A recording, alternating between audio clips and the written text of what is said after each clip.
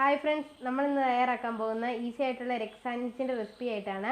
ഇത് വളരെ ടേസ്റ്റി, അതുപോലെ തന്നെ നല്ല സിമ്പിളായിട്ടും തയ്യാറാക്കി എടുക്കാൻ പറ്റുന്നതാണ്. അതിനായിട്ട് ഞാനിവിടെ നമ്മൾ ഉണ്ടാക്കാൻ ആവശ്യമായിട്ടുള്ള ബ്രെഡ് എടുത്തിട്ടുണ്ട്.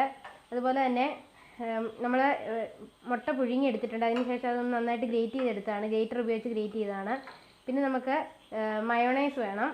ഈ മയോണൈസ് നമ്മൾ വീട്ടിൽ തന്നെ ഉണ്ടാക്കിയാണ്. ഇതിനു മുമ്പ് ഞാനൊരു വീഡിയോ അപ്ലോഡ് ചെയ്തിട്ടുണ്ട്. അതിൻ്റെ ലിങ്ക് ഡിസ്ക്രിപ്ഷൻ ബോക്സിൽ കൊടുക്കുന്നതായിരിക്കും.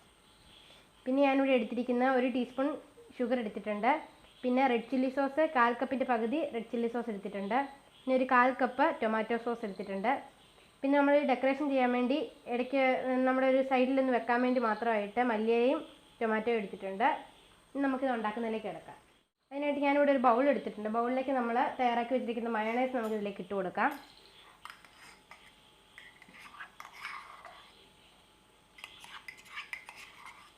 നമ്മൾ ഉള്ളി വെക്കുന്ന ഫില്ലിങ്ങിനനുസരിച്ചാണ് ഇതിൻ്റെ അകത്ത് മയോണൈസും മുട്ടയൊക്കെ എടുക്കുന്നത്. ഞാനിവിടെ 2 മുട്ടയാണ് എടുത്തിരിക്കുന്നത്. ഇനി നമുക്ക് നമ്മളിവിടെ പുഴുങ്ങിയിട്ട് ഗ്രേറ്റ് ചെയ്ത് വെച്ചിരിക്കുന്ന ഈ മുട്ട നമുക്ക് ഇതിലേക്ക് ഇട്ട് കൊടുക്കാം.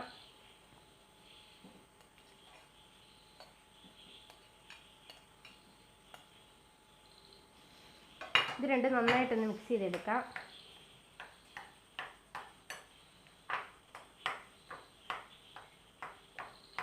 ഒരു ഇതൊന്ന് മിക്സ് ആക്കി എടുത്ത ശേഷം നമുക്കിതിലേക്ക് നമ്മൾ എടുത്ത് വെച്ചിരിക്കുന്ന റെഡ് ചില്ലി സോസ് ഇതിലേക്ക് ചേർത്ത് കൊടുക്കാം.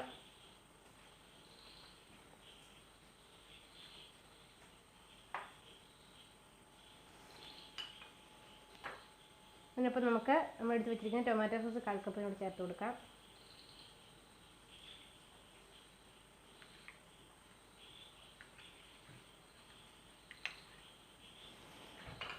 നമ്മുടെ ഇതിലേക്ക് എടുത്ത് വെച്ചിരിക്കുന്ന 1 ടീസ്പൂൺ പഞ്ചസാര ചേർത്ത് കൊടുക്കാം. നന്നായിട്ട് ഇതെല്ലാം ഒന്ന് നന്നായിട്ട് മിക്സ് ചെയ്തെടുക്കാം.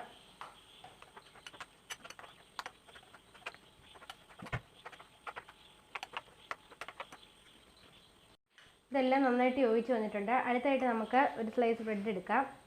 അതിനുശേഷം നമ്മൾ ഇതിലേക്ക് നമ്മൾ എടുത്ത് വെച്ചിരിക്കുന്ന ഈ മിക്സ് നമുക്ക് തേച്ച് കൊടുക്കാം. നല്ല രീതിയിൽ ഒന്ന് മൊത്തമാക്കി ഒന്ന് സ്പ്രെഡ് ചെയ്തെടുത്താൽ മതി. ഒന്ന് ലെവൽ ചെയ്തൊന്ന് സ്പ്രെഡ് ചെയ്യാന്നുള്ളൂ. നമ്മൾ ഒരു സൈഡ് ബ്രെഡേ മാത്രമേ ചെയ്യുന്നുള്ളൂ.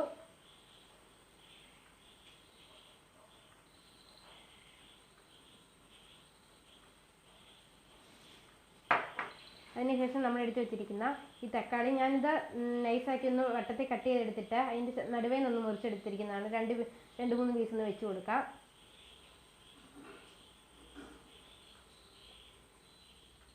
ലേശം മല്ലിയിലയും കൂടെ വെച്ച് കൊടുക്കുന്നുണ്ട്. നമുക്ക് വേറൊരു പീസ് എടുത്ത് നമുക്കിത് ഇതുപോലെ നമുക്ക് ബാക്കിയുള്ള എല്ലാം ചെയ്തെടുക്കാം. ഇപ്പോൾ